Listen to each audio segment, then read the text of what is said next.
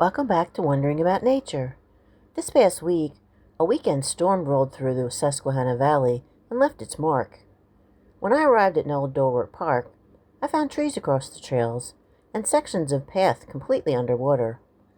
Not the week I had planned. But here's what surprised me. The flooding might have been the best thing that happened. The park looked like a different place. Wide pools where the path usually runs dry. Branches and debris scattered across the woodland floor. I picked my way through carefully, noting what was passable and what wasn't. But on the dry stretches, everything was alive, fresh and green. That post-storm smell, earth and rain and something wild, filling the air with every step. That's when I spotted the first surprise. Sitting right at the edge of one of those flooded sections, a green frog. A medium-sized native frog that's almost always found near permanent water. The flooding had essentially delivered the pond to the trail, and he was right there, completely unbothered. And a minute later, another surprise.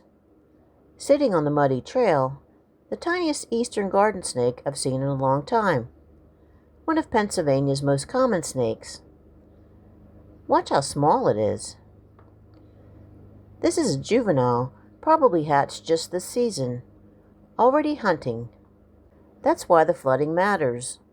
Warm, shallow water, even temporary puddles, concentrates the amphibians and the small invertebrates they feed on.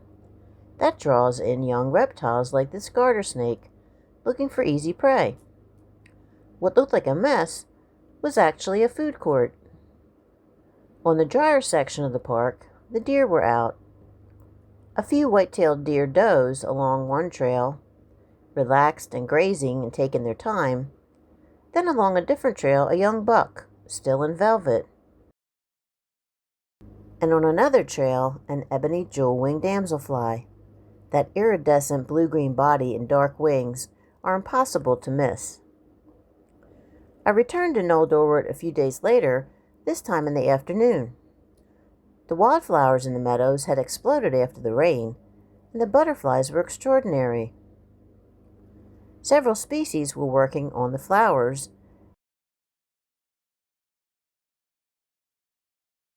and one on the ground. The other stop this week was Conestoga River and Safe Harbor Parks, where they connect along the river.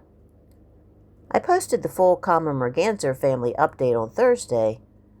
The larger family is doing well, and the young are able to fly. But the family of 4 is now down to a family of 1. I'll link that video in the description and at the end of this video. The river had plenty to offer beyond the mergansers. Canada geese with their goslings, cliff swallows peeking out of their mud nests, a great blue heron, patient as stone, along the shoreline, and a whole log full of turtles soaking up the morning sun. And one more thing before I go. My backyard trail camera has been busy. It caught an unexpected visitor, a young Virginia opossum. And what I caught is worth a full video.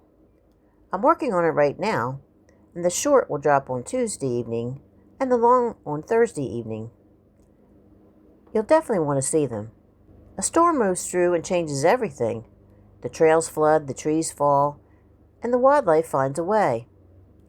That was this week from the Susquehanna Valley in Pennsylvania. If something in this video connected with you, please like and subscribe. Keep wondering about nature. And thanks for watching.